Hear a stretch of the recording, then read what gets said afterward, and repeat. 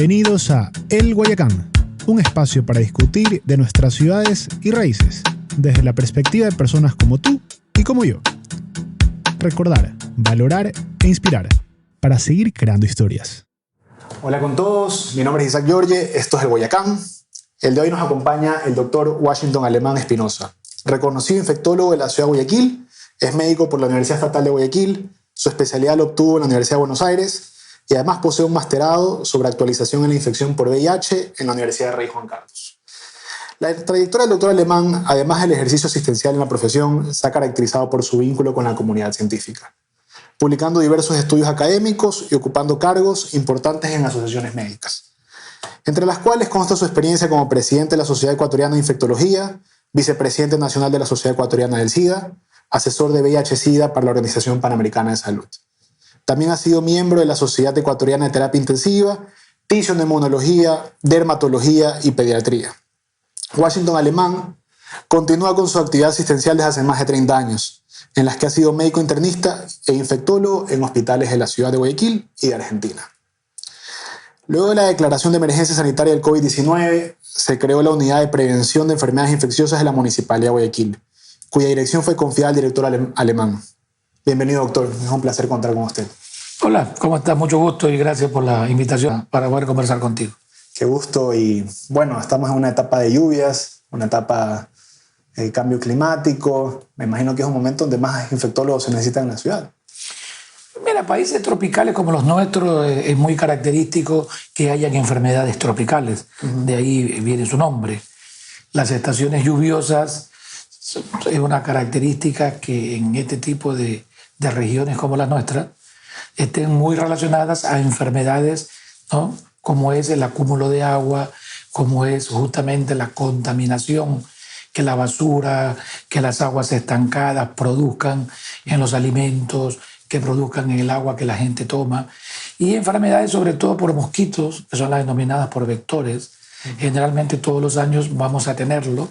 La diferencia es que dependiendo de la severidad de las estaciones lluviosas vas a tener más o menos casos, ¿no? Este año creo que todos estamos viendo un aumento muy importante a nivel de la lluvia, y esto ha hecho de que probablemente tengamos mayor prevalencia o mayor cantidad de casos, sobre todo en regiones donde la problemática del alcantarillado, del agua potable, del agua intubada o de la recolección de desechos y basura, a veces lastimosamente no hay o no está bien implementada, ¿no? Todavía está evolucionando.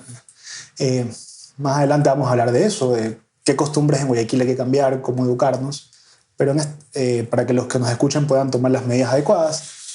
Pero en este programa también nos gusta hablar de sus raíces y quisiéramos saber por qué Washington Alemán decidió estudiar medicina.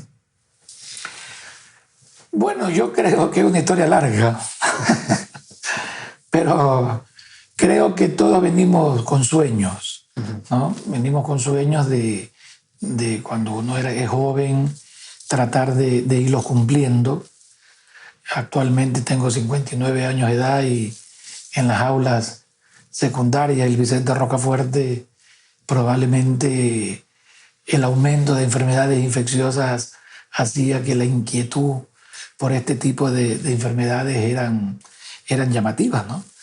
Luego hubo la posibilidad de ingresar a la facultad y ya dentro de lo que era el estudio, en la Universidad Estatal de Guayaquil, que era una universidad pública, nos encontramos, creo, con muchos amigos que teníamos los mismos sueños, ¿no?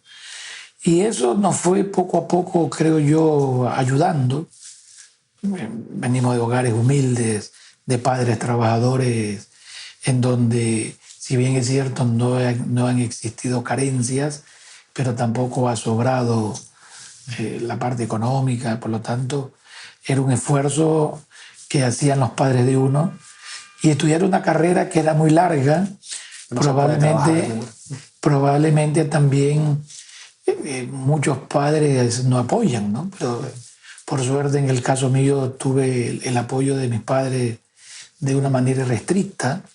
Mi padre era mecánico, ¿no? Tiene un taller de soldadura, y mi madre ama de casa. Por lo tanto, el respaldo de ellos creo que fue fundamental para tratar de de continuar y de seguir adelante, ¿no? Es una carrera de bastantes desafíos, no se puede, se tiene que dedicarse casi el 100% a los estudios, y además está el año de rural y el año de internado que está implementado. O sea, creo que la medicina uno tiene que enamorarse, ¿no? Creo que cuando uno comienza a estudiar medicina, gran parte de quienes ingresan a estudiar medicina lo pueden hacer un poco por novelería, lo pueden hacer porque escucharon el doctor o algún familiar médico. Pero es interesante porque en las universidades en todo el mundo el primer año entran muchos estudiantes, pero a medida que van pasando los años van habiendo filtros. Y por ejemplo, cuando yo ingresé a la universidad, ingresamos alrededor de 1.500 estudiantes, ¿no? Y nos fuimos quedando tan poco que nos terminamos graduando alrededor de 400, ¿no? Entre los que se quedaban y no se quedaban. Por lo tanto, en el camino, yo creo que quienes se quedan estudiando medicina es porque verdaderamente se enamoran. La medicina, al igual que la docencia, creo que es una vocación. No son profesiones de élite ni profesiones comerciales. Creo que son cosas que ya vienen, creo, de fábrica. Hay quienes les gusta ayudar, ser solidarios, y yo creo que esa es una de las causas por las que estudiamos medicina. Y que lo que al fin y al cabo es lo que vende como médico es su trayectoria, sus estudios y su credibilidad. Y yo creo que al igual que en cualquier profesión, ¿no? En cualquier profesión creo que la honestidad, los valores que te han enseñado en tu casa son la base de cualquier profesión, ¿no? Y creo yo que la medicina es algo que no terminas de estudiar nunca, porque tienes que mantenerte permanentemente actualizado. Y vuelvo y te lo repito, creo que uno se enamora, así como se enamora de su hogar, de su esposa, de sus hijos, de su familia. La medicina es uno más que probablemente también terminas enamorándote. Sé que usted estudió en Argentina. ¿Usted considera que pertenece a una generación de médicos que estuvieron en Argentina? ¿Y cómo fue esa experiencia? Sí, creo que sí, porque en la época nuestra salir al exterior no era fácil. Era un reto, sobre todo quienes estudiábamos en universidades públicas. Económicamente había mucha dificultad para que alguien te solvente el realizar una especialidad. En la época nuestra, en la Argentina, hubo todas estas implementaciones políticas de la convertibilidad, en donde el peso lo pasaron a dólar, ¿no, verdad? Y eso creo que nos favoreció mucho, ¿ya? Y creo yo de que hubieron compañeros médicos un poco mayores que fueron dejando huellas y fueron ayudando, ¿no? Yo creo que esa es una característica del ecuatoriano, ¿no? Del guayaquileño. Creo que es muy solidario. Y todos estos médicos que inicialmente fueron a la Argentina, ellos fueron sembrando y ayudando, y esto fue creciendo, ¿no? Y de esa manera pues, acudimos a Buenos Aires medio al inicio un poco con la incertidumbre de qué hacer, ¿eh? Pero ya estando allá creo que uno va aprendiendo. La vida es un aprendizaje permanente, en donde 8 años que estuvimos especializándonos junto con mi esposa, creo que fue una de las etapas más lindas nuestras, porque no solamente estudiamos medicina y aprendimos medicina, creo que aprendimos a crecer, a madurar, ¿no? A conocer otra cultura, ¿no? a crear las raíces de la familia. Pero así mismo tuvimos que regresar para tratar de devolver todo lo que habíamos aprendido, ¿no? Y creo que eso también nos llama a las raíces, a la familia, mis padres que en esa época estaban acá, mi familia, y ese fue el motivo por el cual también regresamos, ¿no? Me gustaría entrar directo a su especialidad. Pero, ¿qué nomás abarca la infectología para los que no conocen? Mira, las enfermedades infecciosas forman parte de algo que es la medicina interna, ¿no? Es decir, es el análisis clínico que uno hace de los pacientes. Pero es una subespecialidad que tiene múltiples íconos, en donde de acuerdo a todo lo que hacemos en enfermedades infecciosas, nos podemos inclinar por alguna de ellas. Hay quienes nos gusta ver la vida asistencial de los hospitales y probablemente vemos todos los pacientes complicados con infecciones muy severas. En este momento estamos con otra epidemia que lleva muchos años que se llaman gérmenes resistentes, por lo que la gente a veces conoce como infecciones adquiridas dentro de los hospitales. Entonces, esto es un ámbito en donde los infectólogos tratamos de prevenir, ¿no? Tratamos de que la gente use adecuadamente los antibióticos y colaborar con el resto de especialidades en pacientes de difícil manejo, en donde se requiere muchas veces el concurso de un equipo multidisciplinario, ¿no? Aparte de eso, el infectólogo está muy relacionado con la salud pública, es decir, con medidas de prevención que pueden ser implementadas dentro de los gobiernos. Personalmente soy yo un enamorado de la salud pública, no soy salubrista, no tengo la especialidad de salubrista, pero mi formación de infectólogo hace de que la salud pública sea también un pilar fundamental, porque hay que tratar de prevenir. Siempre en la parte docente, que es el otro enamoramiento que tenemos, el poder enseñar. Yo soy profesor de la Universidad Espíritu Santo, tanto de pre como de posgrado. Siempre decimos que uno tiene que tratar de prevenir, ¿no? Los incendios, si bien es cierto, uno los apaga con bomberos, con agua, con motobombas, pero si tú no cierras la válvula del gas para que el incendio se apague, en algún momento te puedes quedar sin agua.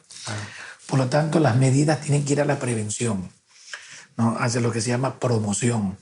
Y eso es lo que hemos tratado de estar luchando durante todo este tiempo, no solamente apagando incendios, no solamente ayudando a curar enfermos, no a tratar enfermedades, sino que uno trata pacientes. Y para nosotros creo que eso es más importante que una enfermedad. Perfecto, claro. ¿Y cuáles son las enfermedades infecciosas con más que causan mayores estragos aquí en la ciudad? Yo creo que países tropicales como el nuestro siguen siendo las enfermedades vectoriales, las que son por mosquitos, las que mayor problema te producen. Porque aparte de el ejemplo de Guayaquil, está rodeado de lo que vendría a ser el Gran Guayaquil, ciudades donde todavía tienen mucho déficit dentro de lo que son los servicios básicos, ¿no? Durán, Zamorondón, Daule y todo el cono alrededor de Guayaquil, que hace muchos años atrás esto comenzó como invasiones, ¿no? Se ha ido poco a poco mejorando los servicios básicos de agua potable, de alcantarillado, pero todavía creo que hay regiones o hay sectores que le falta. Entonces yo creo que esa es la principal prevención para evitar enfermedades. Si tú tienes agua potable, no vas a tener enfermedades gastrointestinales. Si tú tienes agua potable, no vas a tener que acumular agua para tomarla y evitas que el dengue se prolifere. Si tú tienes un buen alcantarillado, no vas a tener enfermedades virales como hepatitis o salmonela. Es decir, las enfermedades infecciosas generalmente no son causa, son consecuencia. Por lo tanto, si bien es cierto, uno tiene que tratarla, pero tiene que luchar para tratar de evitar que aparezca. Por eso es que las medidas preventivas son fundamentales en la implementación de las ciudades, de los gobiernos, ¿no? Justamente para tratar de cambiar conductas. Las infecciones de transmisiones sexuales es el otro grupo de enfermedades donde los infectólogos trabajamos mucho, ¿no? El HIV-Sida, que lleva 40 años de la epidemia, que fueron los primeros casos, es un reto, ¿no? para la comunidad. Pero uno lo puede diferenciar en países del primer mundo y países subdesarrollados como los nuestros, donde la diferencia tiene mucho que ver, ¿no? Y países como los nuestros, educar debería de ser el eje transversal para esto. Pero ¿cómo educamos a familias que ganan $1 diario, que no pueden llevar comida a su casa, donde trabajan padre, madre, donde migran, donde hijos son muchas veces ayudados a crecer por vecinos, amigos? Se acumula el agua de las lluvias, las Entonces, educar no es solamente enseñar, sino tratar de mejorar todo el ambiente donde alguien crece, ¿no? Y a la larga, estas enfermedades infecciosas se propagan tanto que afectan a toda la comunidad, ¿no? Ese es Mira, las enfermedades infecciosas es un marcador del nivel de vida de una sociedad. Si tú tienes un aumento de enfermedades, ejemplo, como HIV, tú sabes que esa población no hay una educación que haya llegado a ser la población que tenga una sexualidad responsable. Si tú tienes enfermedades gastrointestinales, parasitarias, quiere decir que esa comunidad no hay suficiente agua potable. Si tú tienes casos de dengue o brotes de dengue, lo que te está diciendo es que la gente no está educada o no tiene medidas que implementen a donde hay criaderos de mosquitos, larvas. Es decir, la infectología es un marcador muchas veces de una sociedad. Tú te puedes dar cuenta de acuerdo al grado de enfermedades infecciosas que tenga frente a qué sociedad tú estás. ¿No? Tuberculosis, por ejemplo, en el primer mundo, tú no ves muchos casos. Y los casos que ves están relacionados con el HIV. En cambio, Ecuador, junto con Perú, son los países que más tuberculosis tenemos a nivel de Latinoamérica.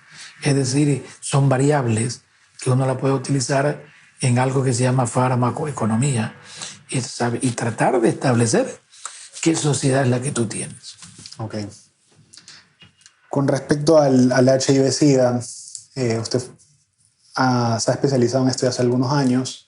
¿Qué desafíos le ha tocado para promover esta prevención, quizás en el tema de la educación, en el tema de las conductas de las personas? ¿Y qué políticas cree que se van a desarrollar? Mira, el HIV nos ha tocado vivir casi toda la pandemia, ¿no? No es que somos viejos, pero más o menos crecimos dentro de la formación médica desde los primeros casos en donde no existían tratamientos y que probablemente lo que en esa época nos tocaba era acompañar a los pacientes tratando de que su calidad de vida hasta cuando se mueran sea la mejor. Y hemos ido acompañando los progresos que la epidemia ha tenido, pero asimismo hemos acompañado la división entre el primer mundo y nosotros, ¿no? El primer mundo con mayores accesos a medicamentos, a pruebas diagnósticas, a tecnología. Y nosotros, por el contrario, si bien es cierto, hemos avanzado, pero cuando te das cuenta de que los problemas económicos o los problemas de política y la corrupción en países como los nuestros hacen de que todavía estemos muy atrasados o que todavía nos falten muchas cosas. Hemos avanzado mucho, ¿no? Pero todavía nos falta más. Pero hemos avanzado probablemente en tener medicamentos para poder brindar gratuitamente a los pacientes. El HIV en este momento es una enfermedad crónica, ¿no, verdad? Que si bien es cierto es incurable, pero ya en este momento nadie debería de morirse de VIH, porque el VIH ha pasado a ser una enfermedad crónica controlable, al igual que la diabetes, al igual que la hipertensión. Son enfermedades que no se curan, pero se controlan. Lo mismo es el VIH. Por eso es que en este nuevo siglo, o cuando nos llegan pacientes con enfermedades avanzadas, ¿no? En fase SIDA, que es la etapa terminal de la infección por el VIH, es una variable de tu sistema de salud, porque quiere decir que los pacientes te están llegando tardíamente. Y los pacientes llegan tardíamente porque todavía es una enfermedad que tiene estigma y discriminación. Todavía en países como los nuestros, ¿no? Hacerse una prueba de VIH para un joven o para una persona no quiere hacerlo porque tiene temor a hacerlo, porque piensa que lo van a discriminar, porque piensa que lo van a relacionar con alguna trabajadora sexual si es mujer, o lo van a relacionar con algún grupo gay si es hombre. Esos estigmas son los que lastimosamente, ¿no, verdad?, tenemos que solucionarlo. Hay que educarlo, hay que enfrentarlos. Y mientras no existan políticas claras para poder enfrentar todos estos problemas de discriminación, de estigmatización, ¿ya?, va a ser muy difícil, no solo con el VIH, sino con múltiples enfermedades que son transmitidas por vía sexual. ¿Qué pequeños tips les daría a los que nos escuchan para cambiar sus costumbres, conductas? Yo lo escuchaba hace poco que hablaba algo tan simple como calentar el agua, hervir el agua, quizás no andar descalzos. ¿Qué pequeños tips les daría a la población?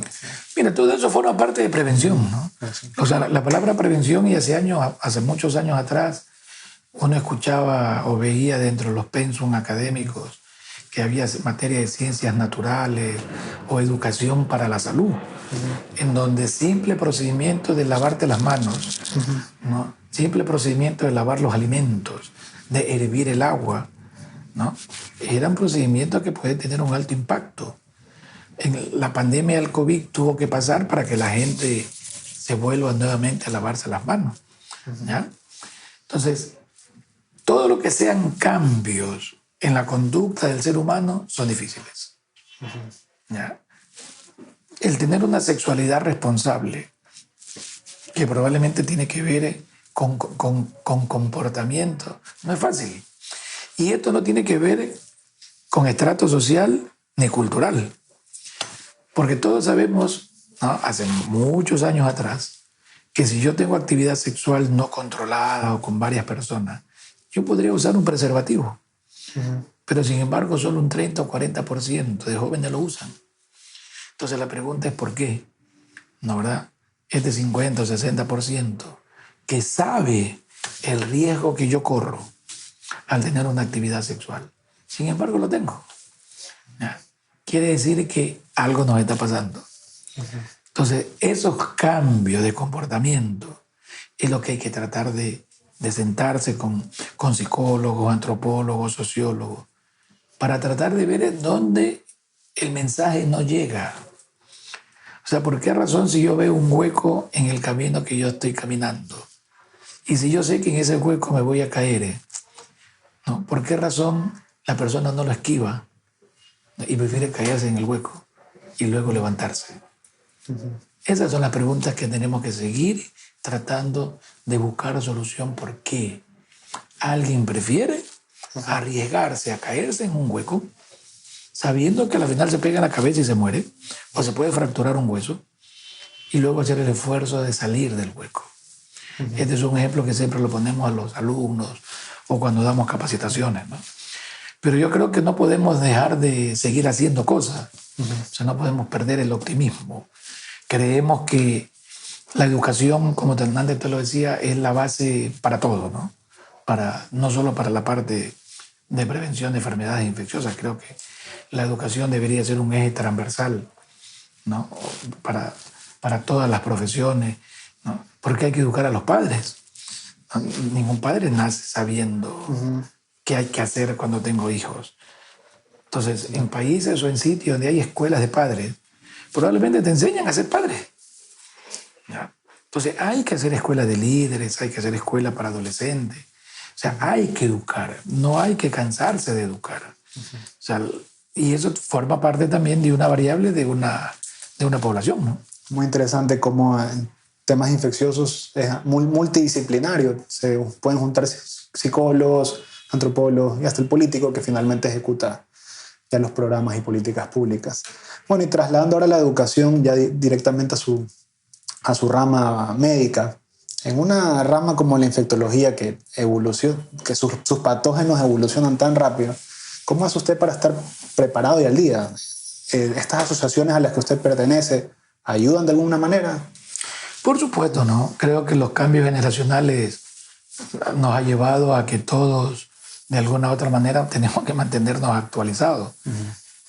Uno recuerda cuando hace 30 años atrás iba a buscar una revista médica o querías buscar alguna información actualizada, tenías que ir a una biblioteca, dejar un papelito con el nombre de la revista, el volumen, la página, dársela a la señorita que estaba atendiendo y ella te decía regrese mañana para encontrar el cajón de esa revista, ¿no, verdad? Porque ahí estaba el artículo que tú querías leerlo. Venías al día siguiente, ¿no?, y te ibas acercando y comenzaba el corazón a latirte de la emoción que ya ibas a encontrar la revista, y cuando llegabas a la revista y la abrías, alguien rompió la página y se la llevó, ¿ya? Entonces uno decía 2 días tratando de buscar un artículo que yo quería preparar y sin embargo no lo encuentro, ¿no? Esas son las historias de probablemente hace 30 años cuando uno estaba en la universidad, ¿no? Ahora tienes un exceso de información. Ahora pones la palabra SIDA en Google y vas a tener 10 millones de referencias. La mitad de ellas son falsas. La mitad de ellas son información equivocada, incompleta, ¿no? Entonces, lo que antes teníamos déficit de información, ahora tenemos un exceso de información. La pandemia es un ejemplo que ha habido un exceso de información por las redes sociales y probablemente fue la gran parte la responsable de lo que es la desinformación. ¿No? Y en salud, ¿no? Esto tiene que ver mucho porque muchas de las informaciones falsas, ¿no, verdad? Ustedes que son más jóvenes saben que para salir primero en un motor de búsqueda no es porque sea el mejor artículo, es porque tengo que tener estrategia para salir primero. Y no lo que sale primero quiere decir que sea lo mejor. La completo, real. Entonces, el combatir ahora o el tratar de educar ahora para este exceso de información es un problema. Entonces uno tiene que tratar de buscar sitios donde la información esté garantizada. Entonces para eso sirven las sociedades científicas, sirven los institutos de salud de los diferentes países y entidades que tengan, ¿no?, la antigüedad y toda la garantía del respeto de lo que publican sean cosas científicas. Por supuesto. No todo lo que uno encuentra en la red no te garantiza de que sea correcto o de que sea lo adecuado, ¿no? Ahora trasladándonos a la pandemia del COVID, un área en el que usted estuvo en primera frente, ¿cómo se enteró del COVID? ¿Y usted pensaba que iba a tener la magnitud que tuvo? Mira, el COVID fue, creo yo, uno de los ejemplos en donde todos nos equivocamos. El mundo se equivocó, ¿no, verdad? Creo yo de que todos lo minimizaron, ¿no? Se pensó de que era un virus de los tantos existentes en los últimos 15 años que probablemente iba a afectar una área determinada, en este caso de Asia, y que no iba a pasar de eso, ¿no? Entonces, la propia Organización Mundial de la Salud, los ministerios de salud, todos nos equivocamos. Yo creo que el que tenía o el que creía que lo que iba a pasar era esto, preséntamelo para poderlo felicitar, ¿no? Creo que el COVID, va a haber muy poca gente en el mundo quien pueda contar años después, ¿no?, el haber vivido con una pandemia. Las pandemias en enfermedades infecciosas normalmente son medias cíclicas. Nadie lo sabe por qué. Pero cada 100 años tú tienes una pandemia en el mundo, ¿no? Pero no podemos comparar 100 años atrás a ahora, ¿no? Movilización, toda la vuelta al mundo en menos de un día, comunicaciones. Entonces la pandemia, por decirte un ejemplo de la gripe española, que mató mucha gente, no, si hubiera tenido la magnitud de ahora de poder transportarse como hay ahora, probablemente hubiera sido otra cosa, ¿no? Porque la pandemia actual, la del COVID, es probable que la movilidad humana tuvo mucho que ver, ¿no?, en cómo esto se diseminó de una manera impresionante, que prácticamente, vuelvo y te lo repito, nos equivocamos todos al inicio, y cuando ya quisimos reaccionar, países como el nuestro, que fue el primer afectado, Guayaquil fue la primera ciudad afectada en la costa del Pacífico. Hubieron 3 ciudades, Manaos, Guayaquil y una ciudad italiana, que son las 3 ciudades en donde nadie se explica las características que hubo de la pandemia en Guayaquil, ¿no? La pandemia en Guayaquil hizo un crecimiento exponencial impresionante, nunca visto, ¿no?, en una enfermedad infecciosa. Por eso es que la tasa o la cantidad de pacientes infectados fue de tal magnitud que colapsó el sistema sanitario, ¿no? Es decir, iba tanto el paciente que tenía gripe, ¿no?, como el paciente que estaba en una fase muy avanzada. Y para un sistema como los países nuestros débil, fácilmente lo colapsó. Y eso fue lo que llevó a lo que pasó con la historia, creo que todos sabemos, que lastimosamente la mortalidad fue muy alta. Nunca vamos a saber exactamente el número de fallecidos. Creo que en Guayaquil toda familia tuvo una persona cercana afectada por COVID que probablemente falleció. Y que yo creo que nos estamos recuperando poco a poco, ¿no? Pero la humanidad y al menos los médicos creo que sí vamos a marcar un antes y un después de la pandemia, ¿no? Por todo lo que ha pasado. Lo hablábamos en la introducción, usted actualmente lo llamaron a dirigir la unidad de prevención de enfermedades infecciosas. ¿Nos puede contar un poquito de las actividades que realizan en esa dirección? Bueno, cuando nos invitó la señora alcaldesa Cintia Viteri a través del municipio de Guayaquil, era justamente en la etapa donde hubieron la mayor cantidad de casos, ¿no? Y la mayor cantidad de fallecidos. Guayaquil llegó a tener un día 800 fallecidos en un solo día. Y nos invitó a colaborar porque justamente la alcaldesa y su esposo se enfermaron de COVID y tuvimos la oportunidad también de atenderlos. Ahí fue que conversamos, ¿no? Nos conocimos, no nos conocíamos personalmente. Y luego ella me invitó a querer colaborar. Creo que era una responsabilidad. Cívica, quizás también. Creo que era un reto, era una responsabilidad. No sabíamos contra qué nos enfrentábamos en ese momento. Pero creo que teníamos que hacerlo, ¿no? Y a pesar del temor que cualquier ser humano pueda tener, creo que se armó un grupo en donde pudimos colaborar para tratar de contener un poco la pandemia, ¿no? Hubiéramos querido que no haya tantos muertos como hubo en Guayaquil, pero también estoy convencido que lo que se hizo ayudó a que esto no sea peor, ¿ya? Porque creo que se juntaron gente que de una manera muy práctica, inteligente, se asociaron muchas visiones y se pudo determinar cosas muy interesantes que al final en ese momento se fueron logrando, ¿no? Poder identificar la velocidad de la epidemia, cuál era la dirección, hacia dónde iba, y pasar de recoger cadáveres, ¿no? Pasar a ponerte delante de la pandemia.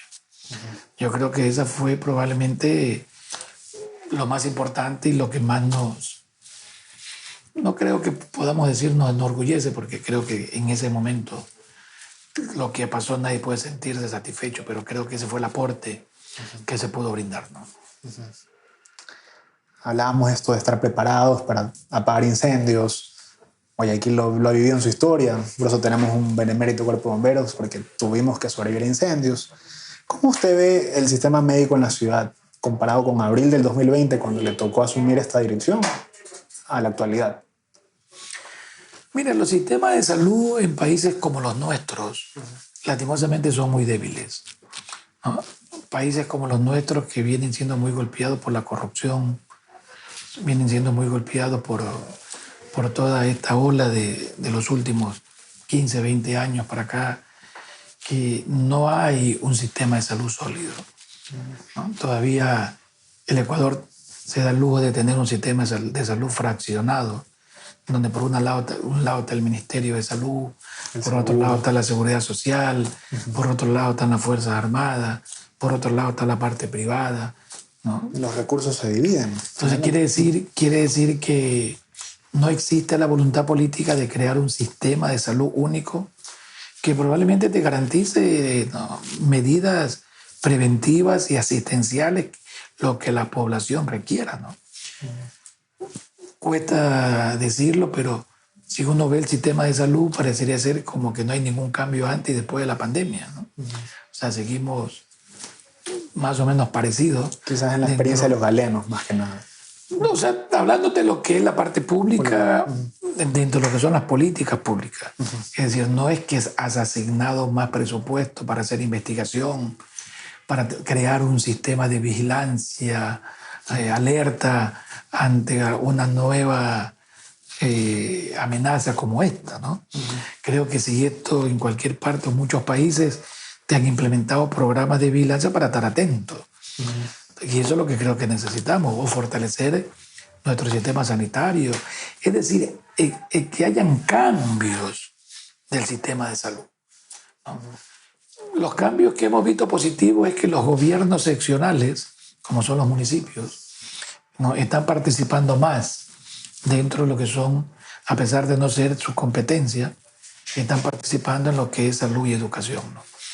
Y la idea, o al menos quienes impulsamos o opinamos dentro de lo que son los sistemas sólidos, es cuando tú tienes un sistema multidisciplinario, ¿no? O sea, tienes un órgano rector que es el Ministerio de Salud, pero tienes que involucrar a todos los actores en lo que es la prevención. ¿Quién es responsable del agua potable de una ciudad? El municipio. Y si tú quieres disminuir las enfermedades gastrointestinales, tienes que darle agua potable a la gente. Eso no se lo soluciona con un hospital. Eso se lo soluciona con decisiones políticas. Quizás hay que entender bien en la palabra sistema, porque sistema es un conjunto de elementos muy variados, desde el agua potable hasta... Pero digo, o sea, todavía un país que, como el nuestro, cuando tú te preguntas por qué tenemos desnutrición, en un país donde tienes, ¿no? Tú tiras una pepa de cualquier fruta y tienes un árbol. Y todavía la desnutrición infantil en este país no sigue creciendo. Es decir, que las inequidades que hay en el país parecería ser que siguen siendo importantes. Pero estas inequidades no significa que le voy a sacar al que más tiene. O sea, yo creo que la equidad no se lo hace haciendo más pobres para ser iguales. No, yo creo que la equidad debería de que todos seamos más ricos e igualarnos en el medio, ¿no? Pero entonces para eso se necesita que haya políticas públicas dirigidas a que haya una mayor equidad dentro de la distribución de riqueza y sobre todo que tengan decisiones políticas no demagógicas, ¿no? A veces el agua potable está enterrada, las cañerías, las tuberías bajo la tierra y nadie la ve. Y eso no son votos. En cambio, hacerte una obra majestuosa, probablemente te van a recordar porque hiciste eso. Pero acá lo que necesitamos son infraestructuras que vayan a prevenir. Entrando a otras sus pasiones, la docencia. ¿Cómo ve usted la docencia en el área de medicina en el Ecuador, en la actualidad? Mira, lastimosamente la docencia también es una vocación, ¿no? ¿No? Cuando la salud y la educación tú la ves como negocio o la ves como una fuente de ingreso, yo creo que ahí es el problema. Porque deberían de ser áreas sociales donde te garanticen la gratuidad, el libre acceso, la calidad, ¿no, verdad? Y la igualdad para todos. Es decir, que no solamente porque tengo recursos estudio y si no tengo recursos no estudio. La inteligencia no se lo ve por cuántos recursos o cuántos números tú tienes en una cuenta bancaria. Por lo tanto, esas inequidades en el acceso a la educación es otro marcador social de lo que tú puedes tener en un país, ¿no, verdad? Tener más universidades privadas no te garantizan tener más acceso. Entonces, cuando uno ve y uno se pregunta cuántas universidades públicas, ¿no?, tenemos o han crecido o han mejorado el acceso para que haya más gente, lo que estamos viendo es que lo que existe es un crecimiento de universidades privadas que probablemente colaboran con la educación, sí, pero siguen siendo para sectores que probablemente tengan la probabilidad de poder, ¿no, verdad?, pagar. Entonces, se necesita equidad en educación. Entonces, estas diferencias que probablemente uno ve entre la educación pública y la educación privada, creo yo que es uno de los mayores inequidades que hay en una sociedad. Yo creo que la alimentación, la educación, no deberían de tener inequidades. El mismo plato de comida que come el pobre debería de comer el rico, con la misma cantidad de proteínas, carbohidratos, ¿no?, o grasa que tú lo necesitas. La misma educación probablemente debería ser igual. Los países que han mejorado son los que invierten en educación y salud, no probablemente en infraestructura física. Entonces, Ecuador tiene una buena tasa de profesionales en la salud, ¿ya? Pero vuelvo y te lo repito, hace 15 años los posgrados se cerraron por problemas de política de gobierno. Entonces ahí es cuando mucha gente comenzó a salir a buscar a especializarse en otra parte. Quizás algunos talentos han huido también. Entonces tú vas a ver la colonia en Argentina, la colonia ecuatoriana en Chile o en Santiago, la colonia ecuatoriana en México, ¿no?, ahora en España o en países de toda la parte de Europa, de Rusia y todos estos países. tú estás viendo que todos los talentos se te están yendo. Entonces uno se pregunta, la inversión que tú haces en una universidad para un profesional, que vaya a especializarse a otra parte y se quede en otra parte. ¿Será que, no sé, la visión que algunos tenemos, creemos que si yo siembro un árbol, preparo el terreno, lo abono, pongo la semilla, todos los días le echo agua, ¿no es verdad? Y luego crece y alguien viene y se me lleva el árbol? Después de haberlo tenido y cuidado, creo que algo pasa para tratar de cuidar todo eso que estamos haciendo. Entonces, si no tenemos equidad, ¿no? Si no tenemos igualdad, accesos, ayudar al que necesita, ¿no? Bueno, te lo repito, a veces yo creo que se confunde la equidad con querer sacarle al rico para dárselo y ponernos iguales todos pobres. Yo vengo de un hogar muy humilde, o sea, yo conozco lo que es el esfuerzo y el trabajo.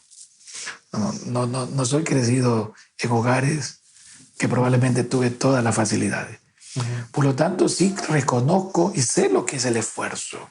Y es lo que uno trata de inculcar cuando uno es docente, ¿no? Que uno no puede estar sentado en un sofá creyendo que todo cae del cielo. Entonces, el esfuerzo se retribuye, creo yo, con lo que tú haces. Por eso que hay un lema que dice que cuando tú trabajas en algo que te gusta, eso se llama placer. Y yo creo que nosotros, al menos los médicos, quienes vivimos enamorados, podemos trabajar 24 horas al día, somos muchos adictos al trabajo. Y probablemente es un placer, porque el cansancio es relativo. Me imagino que tiene que ser muy difícil trabajar en algo que no te gusta. Y esto es como cuando uno jugaba fútbol, ¿no? Que te paguen por jugar fútbol tiene que ser uno de los mejores placeres que hay, ¿ya? Por supuesto. Lastimosamente, si no lo ahorras porque la carrera es tan corta, vas a tener problemas. Entonces yo creo que a la gente, a los jóvenes, uno tiene que inculcarle que hagan lo que les gusta, lo que se diviertan, no obligar a hacer algo que probablemente al final no les gusta. Creo que el mayor provecho es dejar que alguien haga donde se siente libre, a gusto de hacer lo que está haciendo. Doctor, yo sé que usted atiende casi todo el día, como nos ha dicho, y en honor al tiempo, quisiera hacer una última pregunta. A nivel médico, ¿dónde se ve en el futuro? ¿Qué le gustaría lograr? Yo creo que es una pregunta muy difícil de contestar, porque estamos en esta época en donde uno está viviendo el presente. Trata de vivir el presente, porque ni el pasado ni el futuro son probablemente, te llenan más de ansiedades. Creo que uno trata de dejar lo mejor que pueda para su generación, para su familia, para sus hijos, ¿no? Sobre todo lo que son valores, ¿no? Y tratar de tener una tercera edad o cuando seamos mayores más tranquilos. Yo personalmente me veo en la playa, ¿no? Tratando de dar consultas de manera tranquila y desligada de asuntos de la ciudad. ¿No? Son sueños que yo creo que los sueños se realizan. Hay que soñarlos para poder llevarlos a cabo, ¿no? Gracias, doctor. Ha sido una comunicación muy placentera, muy ilustrativa. Esperamos contar con usted en alguna otra ocasión. Y muchas gracias a todos los que nos escucharon. Esto fue el Guayacán.